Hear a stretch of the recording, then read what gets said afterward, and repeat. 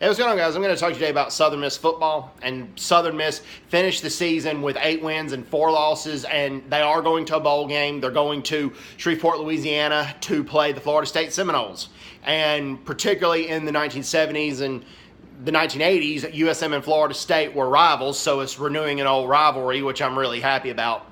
Also, if you're in a conference like Conference USA, the Independence Bowl is a major bowl to go to, and thumbs up to Southern Miss for this, okay? Also, this year in 2017, this marks the 3rd year in a row that they have defeated their rival, Louisiana Tech. And they defeated Louisiana Tech in Ruston, Louisiana this year, and the game went to overtime, but Southern Miss won in overtime, defeating the Louisiana Tech Bulldogs. And also, Southern Miss was not predicted to finish 8-4 this year. At best, they were predicted to finish 6-6 because they lost their starting quarterback, Nick Mullins. Nick Mullins had finished his senior season last season, and now he's on the practice squad for the San Francisco 49ers. He got drafted, and he's with the 49ers.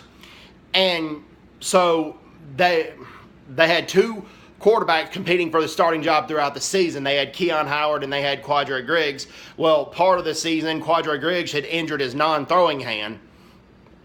It still kept him out of some of the games.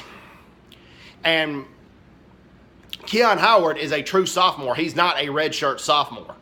Okay, when Nick Mullins was injured mid-season last season, Keon Howard was a true freshman and had to start a few games. So to not be sure who your starting quarterback is except the day before the game or sometimes the day of the game through most of the season until the latter part of the season when ultimately the starting quarterback became Quadre Griggs. But for that to happen and for a team to go 8-4, that is a tremendous accomplishment. That's not something that's just a walk in the park. That is not an easy task. But Coach Jay Hobson didn't let it interfere with his desire to win and his desire to keep Southern Miss football a great football program. So thumbs up to Coach Jay Hobson for that. Good job to you, Coach. And keep up the good work.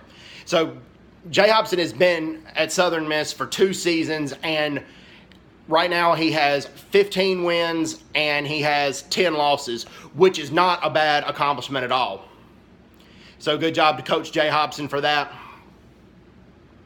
And I'm not going to talk to you about too many stats anymore. I want to wait till after the bowl game, and hopefully they'll get the win versus Florida State. Southern Miss is going in at 8-4. Florida State is, right now their record is 6-6, and Florida State's going to be ready to play because the Independence Bowl is going to determine if Florida State has a winning season or not.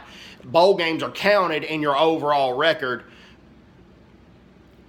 in college football, and they always have been. So Florida State's going to be ready to play, even though they don't have their coach Jimbo Fisher. Jimbo Fisher left and went to Texas A&M. Florida State's not going to take this game lightly. Plus, in the 1970s and the 1980s, Southern Miss and Florida State were rivals, so this is renewing an old rivalry. So hope everyone's doing well. Take care. God bless them. Bye-bye. Bye-bye.